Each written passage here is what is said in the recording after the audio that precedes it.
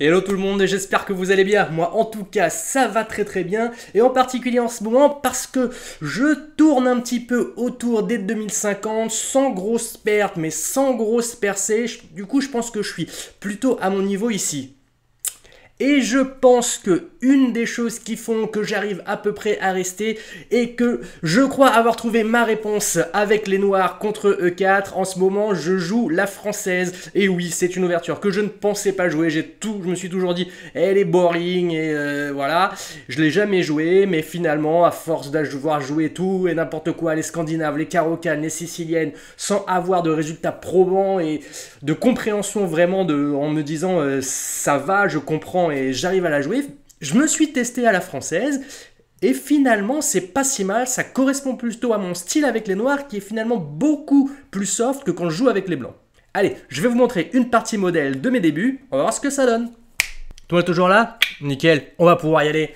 Alors, comme je disais en intro, mon adversaire a commencé par E4 et maintenant je joue la française caractérisée par le coup E6 au deuxième coup. Le but étant ensuite de jouer D5 pour aller contester le centre des blancs s'ils veulent installer un deuxième pion avec D4.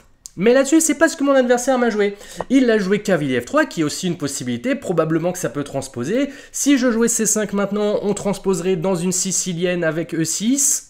Mais finalement, je joue le coup de la française, à savoir D5. Ça ne me dérange pas d'échanger ici. On se retrouverait dans une variante d'échange qui est plutôt pas mal pour les noirs. Et en l'occurrence, mon adversaire ici m'a fait E5. E5 va me permettre de transposer dans la variante d'avance parce qu'après C5, le but de C5, c'est de jouer le pion avant de jouer le cavalier en C6 pour qu'ensuite ce pion-là puisse contester un petit peu le pion D4 si les blancs voulaient jouer D4 pour prendre le centre. Donc là-dessus, ensuite, mon adversaire a continué avec C3. Et effectivement, c'est plutôt pas mal parce que avec les blancs, si on joue la variante d'avance avec cavalier C6, une fois qu'on a fait D4, le but c'est de protéger avec C3. Là, en faisant avec cet ordre de coup, le prochain coup des blancs, ça va être D4.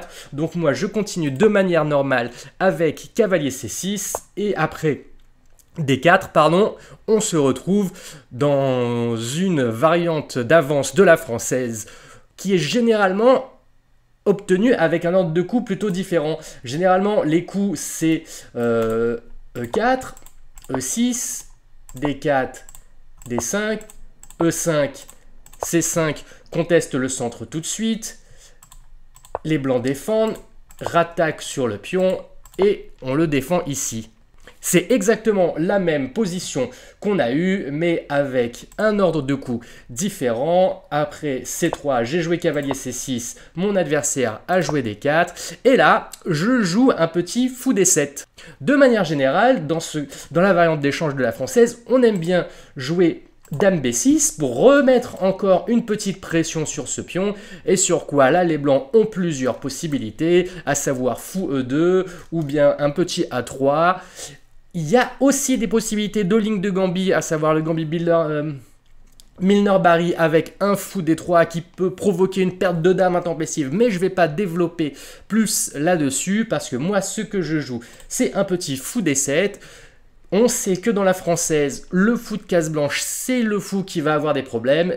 Donc moi, je me dis, je vais le développer tout de suite et c'est surtout que j'ai appris que si les blancs se mettaient à jouer un petit A3 qui est théorique quand on joue du Dame B6, F6 est fort à ce moment-là. Donc c'est pour ça que je préfère cette variante-là plutôt que de jouer tout de suite avec Dame B6.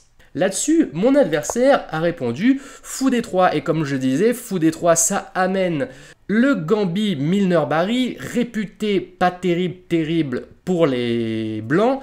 Et c'est pour ça que à ce moment-là, je décide de continuer avec Dame B6 parce que là, on a une transposition vers le Gambit Milner-Barry, mais les blancs décident de ne pas rentrer là-dedans, se disant peut-être que c'est pas suffisamment bon, et ils font fou C2. Et fou C2, c'est plutôt pas mal pour moi parce que après prise, le cavalier a une bonne case en B4 que je vais m'empresser d'exploiter directement et échanger la paire de fous. Alors, il faut faire attention à la paire de fous dans la française parce que comme le centre est fermé, les fous sont pas aussi bien que si le centre était ouvert. En revanche, le centre, il va peut-être pouvoir péter à base de F6 et à ce moment-là, la paire de fous va parler. Donc finalement, avoir la paire de fous maintenant, c'est peut-être pas mal. C'est pas encore un avantage décisif, mais c'est un coup qui est quand même pas déconnant. Donc c'est pour ça qu'après cavalier B4, mon adversaire se dit, bon ben, je vais pas sauver mon fou, il développe ce qui est très bien, j'en profite, je récupère la paire de fous, il le récupère avec la dame, et ça fait mes affaires, parce que du coup, son cavalier se retrouve dans un clouage avec un petit coup naturel comme un fou C8, un tour C8, pardon.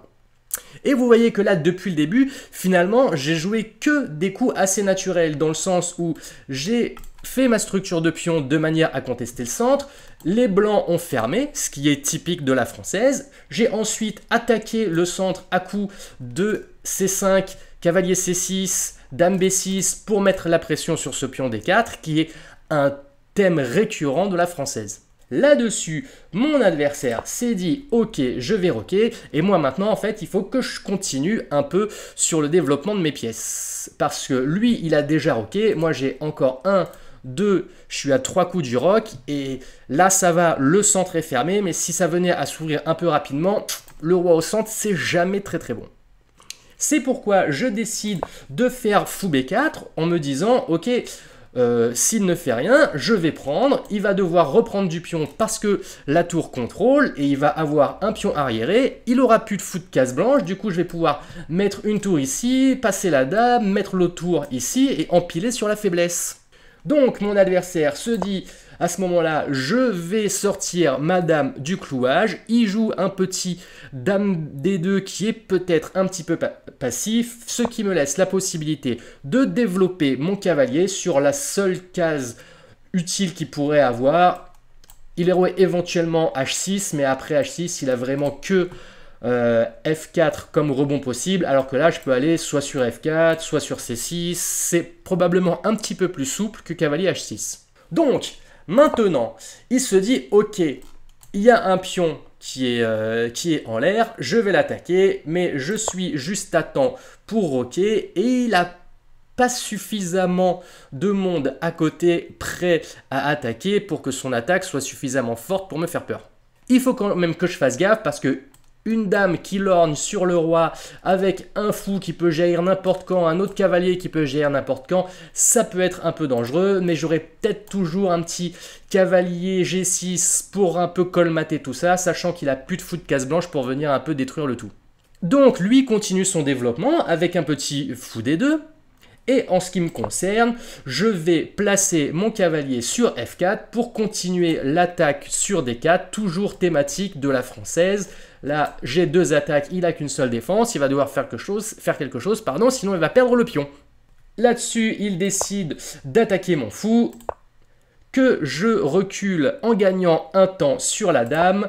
Il a choisi de défendre avec dame G4, et là, on pourrait se dire, ok, je peux peut-être aller prendre ce pion, sauf que ce pion-là est un pion empoisonné. Je vous renvoie à une petite vidéo que j'ai faite dernièrement là-dessus. J'aime pas trop les prendre parce que ça peut être dangereux. L'ordinateur semble dire que ici ça passe, mais j'ai pas vraiment envie de me prendre un dame prend B2 avec un tour ici qui va venir coulisser là, attaquer le fou qui est ici. Franchement, j'avais pas vraiment envie. C'est pour ça que je l'ai joué plus safe en faisant un petit tour C7. Je me dis, je vais empiler. Son petit cheval, il va commencer à sentir un petit peu la pression. Et s'il s'en va, ben, je récupère le contrôle de la colonne ouverte. Et ça, c'est très bien pour moi. Là-dessus, il décide de enlever le problème du pion et il joue B4. Sauf que B4, c'est doublement mauvais parce que ça me donne une case, un avant-poste ici où il va pas pouvoir me chasser. En plus, comme il a plus de fou de case blanche, il va non seulement pas pouvoir me chasser avec une pièce mineure ni avec un pion. Donc, si je m'installe ici, je vais être bien solide. Et en plus, ce pion-là va être un petit peu faiblard parce qu'il devient à ce moment-là arriéré, même si je peux pas l'attaquer directement avec la dame, ça va être une faiblesse sur laquelle je vais peut-être pouvoir commencer à penser aussi. Mais en attendant, je me suis dit, bon, le contrôle de la colonne ouverte, c'est plus important. En plus, je fais une menace directe sur le cavalier avec 2 attaques contre une seule défense. À quoi il répond tour AC1. pour faire la défense, mais comme je le disais, ce pion qui est un petit peu arriéré devient une faiblesse. Avec un petit décalage de la dame, je peux l'attaquer tout en gardant une pression forte sur la colonne et sur son cavalier. En plus, sur case blanche, comme il n'y a personne pour contester, la dame va peut-être pouvoir commencer à coulisser par-ci par-là et venir faire des petites tarabiscotages dans le camp des blancs. Et c'est le moment où mon adversaire s'est dit « Ok, je vais aller faire une espèce d'attaque qui est en fait une menace fantôme. » Là, je peux dire « Parce que ce qu'il n'a pas vu, c'est que je peux rendre le fou. S'il prend avec la dame, bah, je récupère au moins le pion. En revanche, lui, il a préféré prendre avec le fou. Et ça, malheureusement, ça c'est le cavalier qui tombe. Parce qu'après, tour prend, il y aurait... Tour prend, ça perd la pièce, et c'est le moment qu'il a décidé pour abandonner. Merci monsieur, dame. Bon alors voilà, j'espère que cette petite vidéo sur mes débuts dans la française vous a plu.